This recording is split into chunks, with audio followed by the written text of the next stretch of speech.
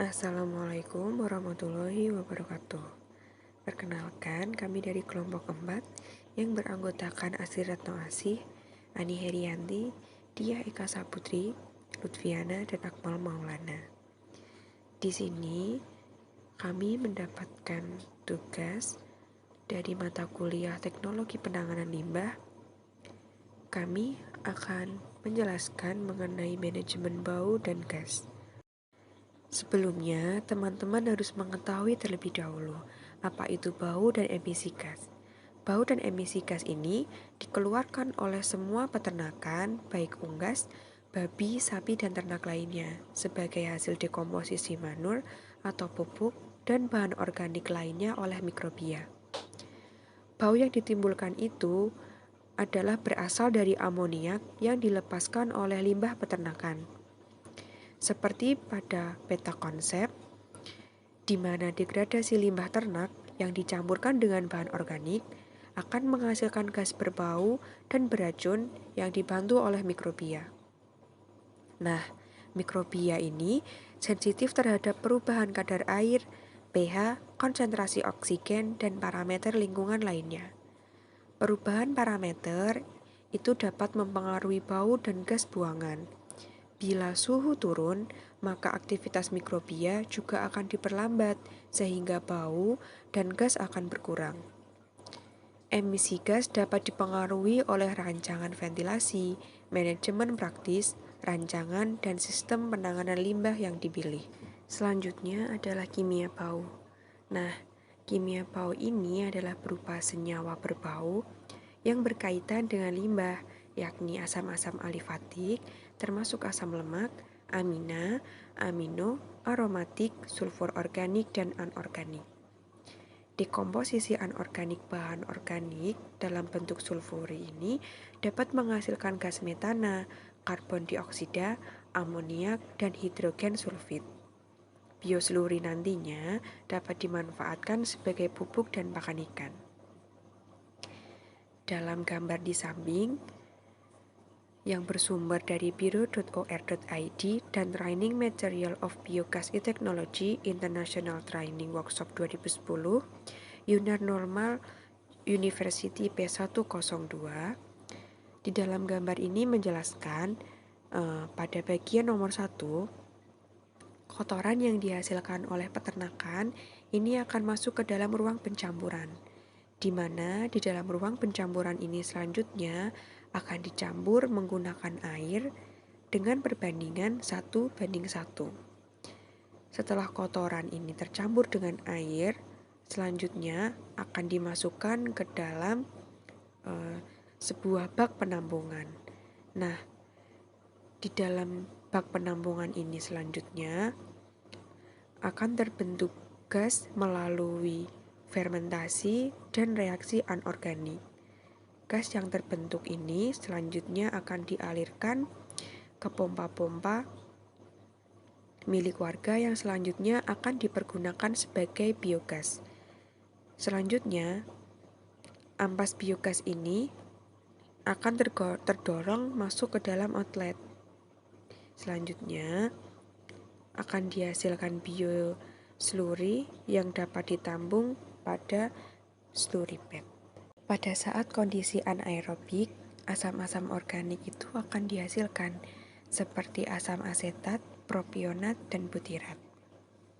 Kemudian, pada komposisi asam amino oleh bakteri itu akan menghasilkan amina.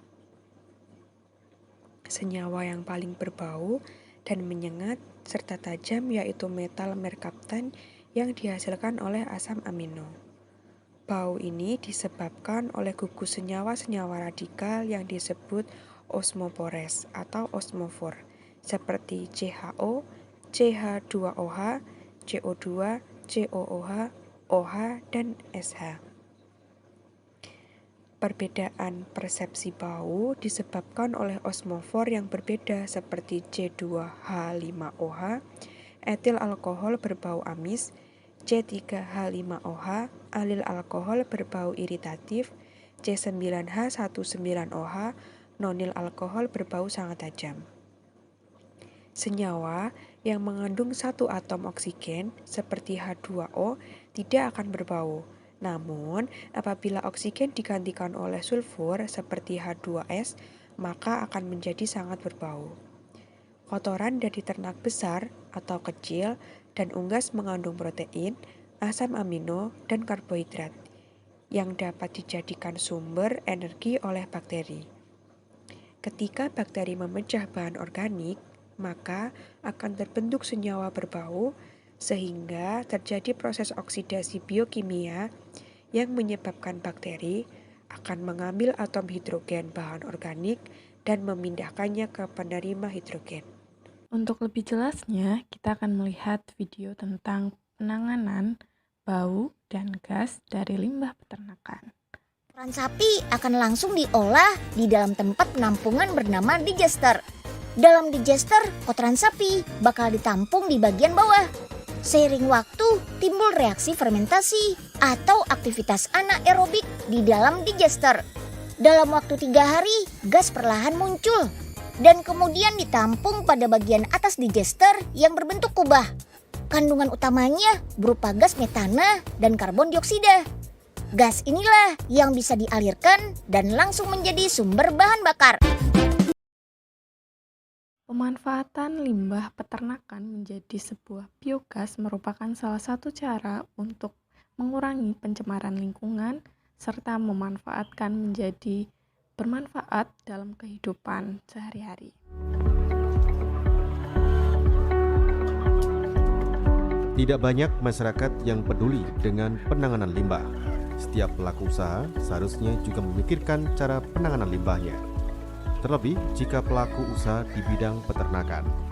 Limbah ternak selalu menjadi permasalahan jika lokasi peternakan tersebut berdekatan dengan pemukiman. Oleh karena itu, untuk mensiasati kotoran ternak tersebut, salah satu peternak di Desa Kedung Bulus, Kecamatan Gembong, Kabupaten Pati, mencoba memanfaatkan limbah ternak ayam untuk biogas seperti limbah kotoran sapi. Rusmani, salah satu peternak ayam, melakukan eksperimen menjadikan kotoran ayam menjadi biogas. Selain untuk biogas, kotoran ayam juga digunakan untuk menyirami tanaman di sekitar rumahnya. Awalnya, Rusmani mengumpulkan kotoran ayam yang ditampung ke dalam tong melalui saluran yang dibuatnya. Dengan memanfaatkan tong serta pipa yang tidak terpakai, tidak disangka kotoran ayam tersebut ternyata bisa menghasilkan biogas. Hasilnya, api dari biogas kotoran ayam justru lebih biru jika dibandingkan dengan biogas dari kotoran sapi. Selain diolah menjadi biogas, kini peternakan tersebut menjadi tidak bau dari kotoran ayam. Dari kotoran, cukup dari kotoran, kita kumpulkan, kita semprot dengan air, kita masukkan ke blung. Blung itu kita desain untuk supaya pemisahan antara bahan kotoran itu sama gasnya. Kita ambil gasnya itulah. Jadinya cukup sederhana. Jadinya kita nggak usah terlalu bertele-tele harus punya bangunan beton dengan biaya tinggi. Kita cukup manfaatkan dengan blung inilah. Jadinya sudah bisa menghasilkan gas. Limbah peternakan menghasilkan bau dan gas yang dapat menyebabkan toksisitas, seperti halnya gas hidrogen sulfida atau H2S yang berciri-ciri sedikit lebih ringan dari udara, tidak berwarna, dan berbau busuk atau seperti telur busuk. Nah, pada konsentrasi 1,2 sampai 2,4 mg per liter, dia dapat menyebabkan kematian. Yang kedua yaitu gas amonia atau NH3 yang berciri-ciri lebih ringan daripada udara, tidak berwarna, berbau menyengat seperti halnya bau kencing. Pada konsentrasi 50% dari volume dapat menyebabkan kematian. Yang ketiga yaitu gas karbon dioksida atau CO2 yang lebih berat dari udara, tidak berwarna dan tidak berbau. Pada konsentrasi 7-8% dari volume, dia dapat menyebabkan penurunan konsentrasi oksigen sehingga manusia biasanya itu lemas. ada gas-gas dengan konsentrasi tertentu yang diizinkan oleh pemerintah, seperti halnya pada gas H2S, NH3, dan CO2 yang diizinkan oleh pemerintah demi keamanan dan kesehatan maksimum, yaitu penggunaannya untuk CO2 maksimum 5000 ppm, amonia 25 ppm, dan H2S 10 ppm. Beberapa cara untuk mengurangi emisi gas limbah peternakan yaitu 1. Dengan kandang harus dibersihkan minimal 2 kali sehari. Yang kedua, dapat menggunakan bahan kimia amonium persulfat dan potasium permanganat. Yang ketiga, dapat menambahkan bahan penyerap atau dapat juga dengan dibakar. Nah, bahan untuk menyerap gas yaitu seperti karbon aktif, silika gel, petium klorida, dan amonium aktif.